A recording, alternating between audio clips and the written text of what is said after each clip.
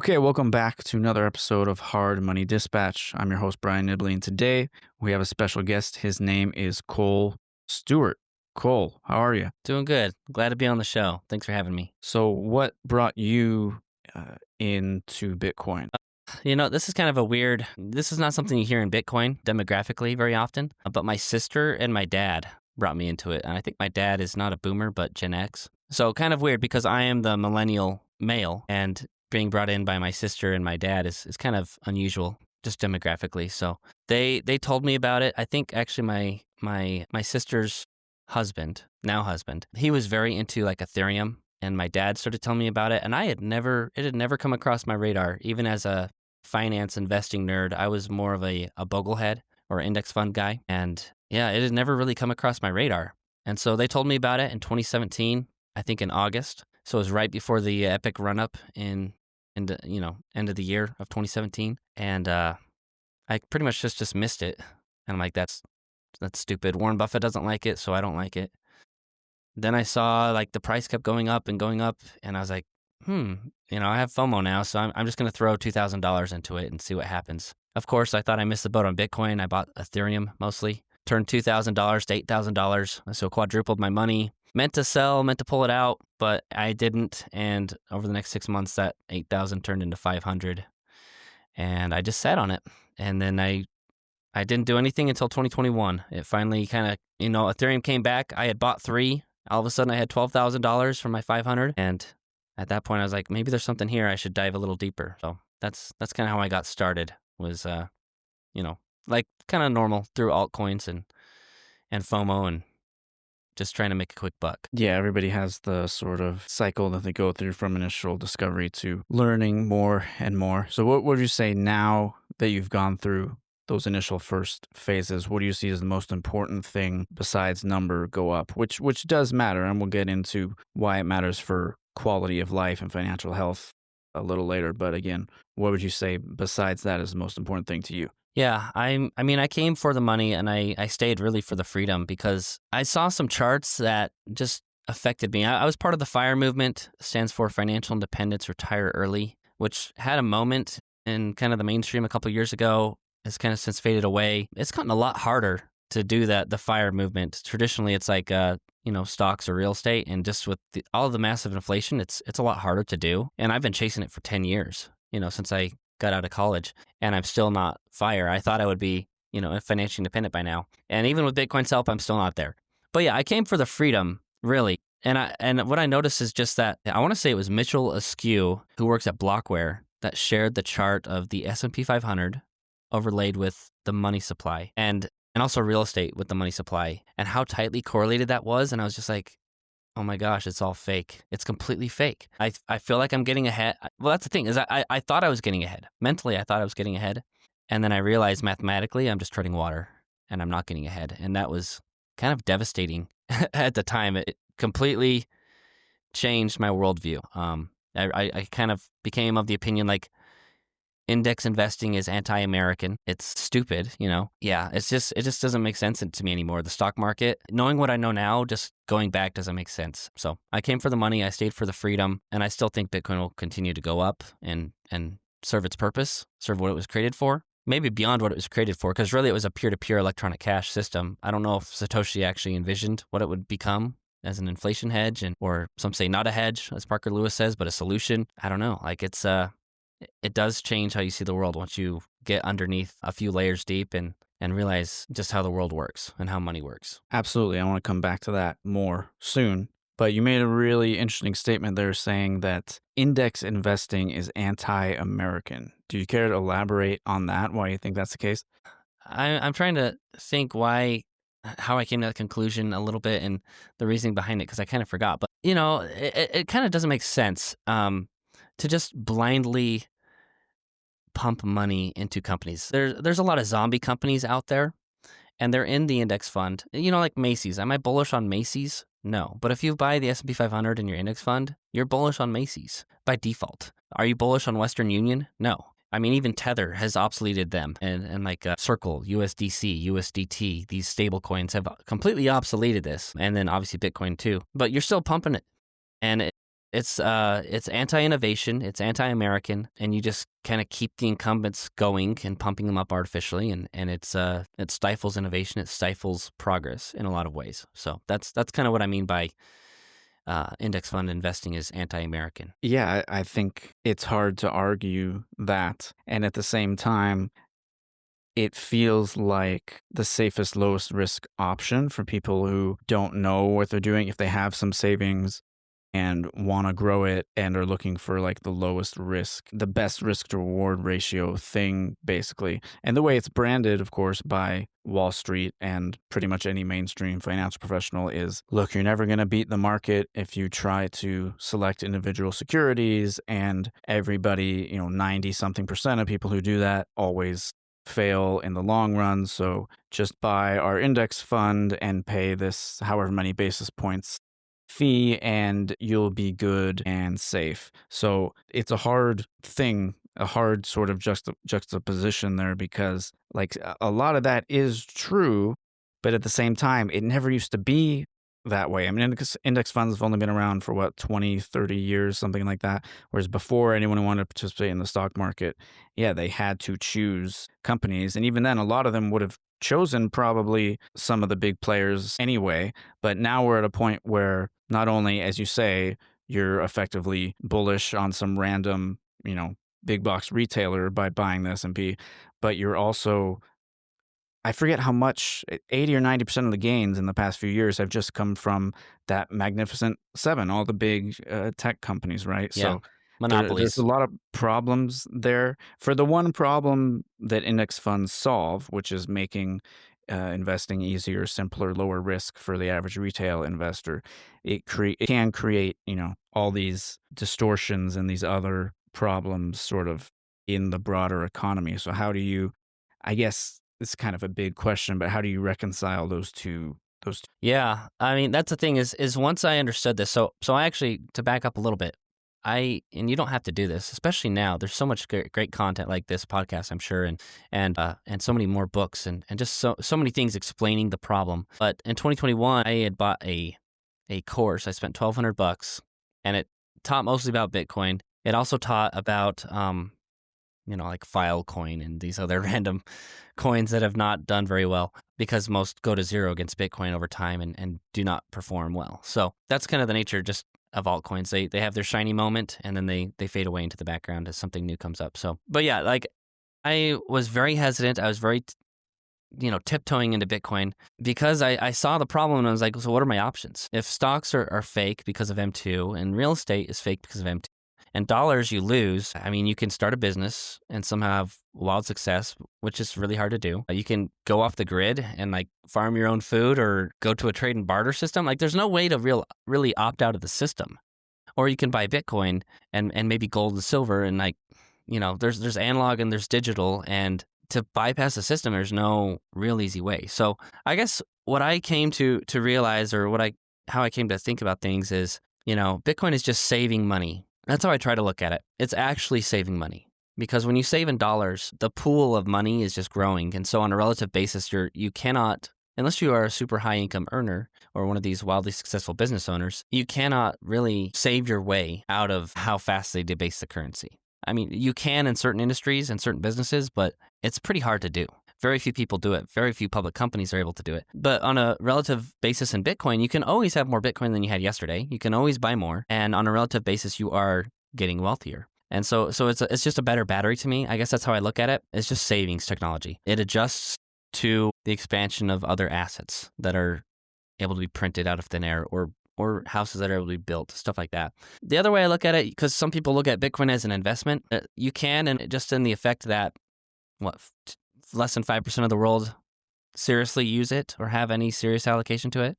And so if you think that's going to be 20, 30, 40, 50% of the world eventually, then yeah, you can look at it as an investment that way, just because the market is so small on a relative basis. But yeah, I just, that's kind of my framework. I try to look at it as savings, but I can totally see the investment side of things as well, just as a growing monetary network. So Yeah, I think it's great to, if anyone is fortunate enough to have excess earnings, have fiat that they can save, then gold, silver, and Bitcoin are all great and that you can somewhat opt out of the system with it, even though, yes, they're all tied to the system and everyone looks at the fiat number price. We don't really have an option, right? Because whether we like it or not, we're in that world. And in a sense, the number go up does provide freedom. And it does mean that more and more people are opting out of the traditional fiat rails and are waking up to the fact that, like you just mentioned, everything is being debased so rapidly that things like the S&P or your average residential real estate, they're not really skyrocketing as much as they look. They're mostly just keeping pace with inflation and responding to the monetary debasement rate. It's funny, I was talking with a family member the other day about how we were talking about how there's so many apartments and houses being built in both of our cities, and yet the price of them, for the most part, rents have been stagnant or falling lately in some areas, but for the most part, the price of housing, any way you look at it, just keeps going up no matter how much new supply gets built. I didn't go into this at the time, but yeah, it doesn't really matter. The supply of housing is never going to match or exceed the increase in the money supply. So the only way to counteract that is to save in hard assets. And the benefit's twofold there, not just because you escape monetary debasement, but if you're someone who tends to be impulsive with your spending or is just not good at managing money and your daily finances in general, if you put that money away, you put the Bitcoin in cold storage and forget about it. You put the gold and silver, I don't know, in a vault, in a bank, buried in the backyard, whatever it is people do, then you have that to fall back on and you've just forgotten about it. And even if it doesn't appreciate, even if it stays stagnant, it's still savings that could have gotten you closer to your goals. And these are all imperfect vehicles, but they're really all that we have right now. And obviously with Bitcoin, it's potentially more than a store of value right now. And I talk about this all the time, but especially in the West, the only really use case we have for it is a store of value right now. It doesn't always make sense to use it as a medium of exchange. I mean, you can buy things with it, but then you get taxed. It counts as a sale of property, and now you have to pay capital gains tax on every transaction that you do. And so we're not quite there yet. My last guest was Gil Roberts. We had a really interesting conversation on, Bitcoin fulfilling all the purposes of money in terms of store of value and medium of exchange and unit of account. Of course, it has to sort of grow up and graduate into all those three things. And I feel like the medium of exchange aspect is coming more into play universally now, but the tech is only going to be 17 years old here in January in about 1 month. This is December 2nd, January 3rd. It will be exactly 17 years since the Genesis block was mined. So I'm getting a little off track here, just kind of rambling, but why don't we switch gears a little bit into, we were talking off camera about Bitcoin and health savings account. What can you tell our audience about that? Yeah, so I had the opportunity to do a small kind of contract, almost like a project, just getting some data analytics up and running for Sound HSA. Health savings account are one of the best tax advantage accounts. They're basically a combination of a Roth IRA and a traditional IRA, but you have to use it for medical spend. And so if you are lucky enough to get that, or if you have a health insurance plan that is through your work or it's available to you to where you can have a high deductible and use a health savings account, it's often advantageous to do so from a tax perspective, and also as saving you money on medical spend. So I've been waiting for someone to come up with the Bitcoin HSA, and it finally happened this year. So they're actually launching. I think they're doing some beta testing at the end of the month, and hopefully will be launching next year. Like you can go to Fidelity, you can move. People don't realize this. If you're working for a company and you have an employee HSA, normally you have Health Equity or Optum are the two big players. But the IRS will let you transfer once a year. And so every time I've had a HSA from an employer, I will fund it throughout the year and get my employer match if there is one. And then at the end of the year, I'll transfer it to Fidelity. Then I can buy whatever I want. I can get Bitcoin ETFs. I can get MicroStrategy. I can get closer to what I want to invest in. And, but then you have fees from the Bitcoin ETFs. But this is an actual Bitcoin health savings account. It's similar to holding it on an exchange, but in an HSA wrapper. Yeah, there's a wait list you can get on. They do also some step challenges where they can pay you Satoshis. So they'll pay you like 10,000 Satoshis or something for for walking, getting your steps in over the weekend. So there's a few kind of business models they're working with. But yeah, I'm just excited to see it take off this next year, even though I'm not involved with them anymore at this time. But yeah, it's like it could be a huge just a huge adoption curve for Bitcoin. And employers have this problem too, because health insurance is super expensive on the employer side of things. Everyone's pushing you to get into a high deductible health plan because employers don't want to pay as much. And so they want to push it onto you. It's the same thing with why we left pensions for a case. It became so expensive for the companies that they wanted to push it onto the individual. And so I see the same thing happening with the medical accounts and the high deductible plans and kind of like catastrophic coverage. So it'll be interesting to see how Bitcoin taps into that market, because what if instead of, the cap adjusted growth rate of Bitcoin, I think the rolling 4 or 5 years right now is 38% versus S&P 500 is 10%. So if you could just sock that money away, try not to spend it all, on your medical expenses, you can reimburse yourself in, 50, 60 years. There's no statute of limitations. So that's the key to the HSA retirement is, man, if you could load that up, if you've got a family plan and load up $8,000 a year, pay your medical spend out of pocket and let Bitcoin do its thing for a couple decades, you could have a pretty fat retirement if adoption plays out how we think it's going to, and how the governments are going to print money and all that stuff. I'm pretty excited to see how this plays. So yeah, that's one interesting thing on the horizon for Bitcoin that I've been waiting for a long time to see. I guess a couple years at least. Wow, that's interesting. Yeah, we're kind of getting into different ways the store of value proposition makes sense beyond just holding on to the asset itself. Borrowing and lending gets a lot of attention. There's even some companies I've heard of letting people take out mortgages against their Bitcoin.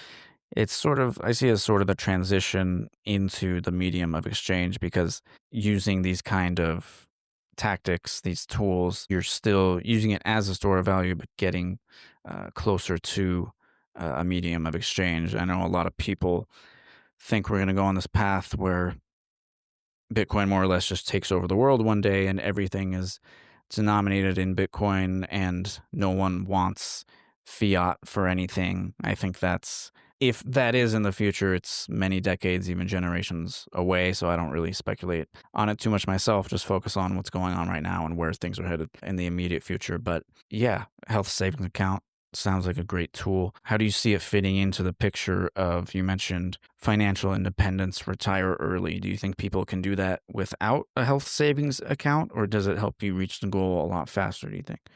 It can help you reach the goal a lot faster. And the key is to fund that account for several years and then let the asset appreciate over time. And then you just have to keep your medical spend. I think the average retiree is expected to spend a couple $100,000 on medical bills. And so what's that, for me in my 30s, what's that going to be? And when I'm 60 or 70, it's probably going to be 400, 500,000, if not a million. If you have cancer or any sort of major surgery like that, like you're going to want this kind of backup anyway. But what's nice is that, also if you're stacking Bitcoin and you can save up just a good amount of money, what the HSA allows you to do is reimburse yourself all your medical spend before your retirement age. So if you wanted to retire at 50 and you had enough in your HSA to maybe cover that decade before you're 60, the HSA is the way to do it tax-free if you've saved all your medical receipts. That's the only annoying thing about it, is you have to save these medical receipts over the years, because the IRS will put the burden of proof on you. And if you get audited, they're going to want to see that you kept all your medical receipts and you didn't reimburse more than you should.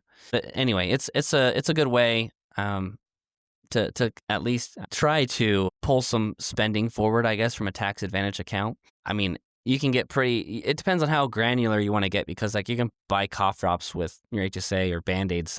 It's going to be tedious if you're going to go through those kind of receipts though. And here's $3, here's $7, here's whatever. But anytime you have those big, if you get, any sort of surgery and if you can, or if you have a kid and you can save those receipts, for $5, $10, $15,000 throughout life and somehow cash flow those, that's kind of the money spot for the health savings account. So yeah, it's just another tool to kind of pull things forward a little bit if you can swing it, I guess you could say, if you can cash flow it. Yeah, and you mentioned kind of the younger generation, and obviously the earlier you get started with these kind of things, the more you can benefit from compounding or price appreciation. Quick disclaimer, none of this is financial advice, contents for informational purposes only. But when we were talking before the show, you mentioned a game called Bitopoly and potentially educating the next generation on these topics. What's that all about? Yeah. Well, so one of the big things with Bitcoin adoption, there's something called the Lindy effect, and it's kind of like it's just like people. It takes a while for things become pervasive in society. So like smartphones. I mean, a few people had them in the early 2000s or maybe the late 90s, but by the 2010s, everyone has a cell phone pretty much. In 2025, everyone has a cell phone. Everyone has these devices. So they're pervasive. But like my kids, whenever we've gone to like a hotel, when we stay in a hotel and we turn on the TV, commercials. They've never experienced commercials. I mean, we have like streaming platforms that don't have commercials. So they're very confused. Like, why does it stop every 15 minutes and we have to watch this random stuff? I'm like, yeah, I mean, that's just how life used to be. It's the same thing with, it might be the same thing with cars. Like most people don't know how to drive stick shift. Most people don't, people might not even know how to drive with full self-driving, eventually one day. But I guess my kids, they're all under the age of 10. I've got 4 kids and they're going to grow up in a world where Bitcoin was always there. And they're going to probably have a deeper understanding. But the way I like to think about Bitcoin and with adoption in society is like we today, most people in Bitcoin have a basic understanding of how it works, particularly like the difficulty adjustment and how mining works and different things like that. In the future, I don't really think that's going to be how people understand it. So we are going to lose some of that OG culture, you could say, with the deeper understanding. People are just going to know that it works. People don't know. I asked my wife how anti-lock brakes work the other day, and she couldn't explain it to me, but she knows that it does work. Like everyone knows that it's there, and we know that we have anti-lock brakes. We know we have fuel injection. These things are good. They're useful, but they don't know how they work. Most people can't articulate those things. I can, and a lot of guys can, to be fair. I'm talking a little bit more male-dominated things here, but there's things in life that you just get used to, and they just work. How many people can explain HTTPS or email protocol, just different protocols in the world. And I think people won't understand how Bitcoin works, but they'll say, hey, it's always gone up or it's always adapted to the money printing and inflation. And like it's been, 40 years. We're talking in 20 years from now. And it's like, hey, it's always worked. I should like be allocating to this, and that's the world my kids are going to grow up in. So sorry, that was kind of a tangent. So yes, there's this game called Bitopoly. It's a play off Monopoly, and it's just kind of fun. It's got a little bit of like a way to like mine Bitcoin. It's a card game, and I think you roll. You roll. I can't remember if there's dice in it or not. Honestly, I forgot. We played it several times when we first got it, and then it kind of falls by the wayside. But yeah, like my kids kind of realize, okay, so it gets harder and harder to mine Bitcoin over time. And the game has that kind of element. And also there's the element of keeping it in cold storage versus keeping it on your phone. It's kind of how I explain it to my kids, or keeping it on exchange if I'm explaining to adults. You don't want to keep it on your exchange because you can get hacked. You can get it stolen. You want to take it to cold storage. And so I've kind of showed the kids conceptually, they don't really understand, but like, hey, I keep our Bitcoin safe this certain way. And so other people have Bitcoin and they don't keep it safe. And sometimes you get to keep it, sometimes you don't. But the game kind of teaches like Bitcoin it's not very hard to get. It's not very hard to buy Bitcoin, but it can be hard to keep it if you don't secure it properly. So that's kind of what the game teaches. And then it also becomes harder and harder to get over time. So it at a very basic level, it teaches some simple Bitcoin mechanics with the difficulty adjustment, with the halving, stuff like that, and just securing it properly. So it's fun. My kids, my 2 oldest are 9 and 7, and they have a very rudimentary understanding of it, and they're starting to kind of understand these concepts, which I think is really cool for them. Yeah, that's very cool. Made me think of, you were mentioning different online protocols and, TCP, IP. I can't tell you much about that, but I know it's there and it works. So I guess that could easily be how Bitcoin is to future generations. And of course, all that information will always be out there, and anyone who's really interested will be able to research it, probably in even easier ways than we can now that we can't imagine. Yeah. And it probably won't matter as much at that point either, because the infrastructure will be built out, things will be safer, hopefully it'll be harder to make the kind of mistakes that people can today in terms of self-custody and all that to where people don't have to be terrified of putting things on a hardware wallet, for example, if they've never done that and they're like, what am I doing? What if I make a mistake? If I put, change one character in the address, I'm going to lose it all forever. But yeah, the education piece is very important. That's a big part of what I do. And on this podcast, well, at least when my written content, I make sure to try and explain every little thing in plain English as much as I can, because sometimes I take for granted. I mean, I've been studying this stuff for 12 years or so now, so I take for granted the research I've done and the things I understand. So always try to elaborate on things, but I find in this podcast, when I have Bitcoiners on, there's just things that come up. We would take hours and hours if we would go into exquisite detail about every little thing, like the difficulty adjustment, for example. Even though I'd love to do that, people listening can research that quickly on their own. I believe everyone should know. I mean, if you are going to be involved in Bitcoin in any significant way, it's my belief that at this point in time, at least, you should know as much of the basics as possible. And again, that's part of what I try to do here, is get people familiar with some of those concepts. But yeah, noticing our time and that we're running low on it right now. Before we wrap up, is there anything else you'd like to mention, Cole? Yeah, I mean, I guess for me as a parent, what I try to focus on the most is, I want my kids to have a house one day. Um, and I find that very hard to imagine if they're saving in dollars or even in stocks, because I think like the median salary, if you look back 20 years or so, the median salary was like 45K or something, and now it's mid six. And I mean, pre-COVID, my house was 250K is what I paid for it. I paid for it in August 2020, and now it's 400K.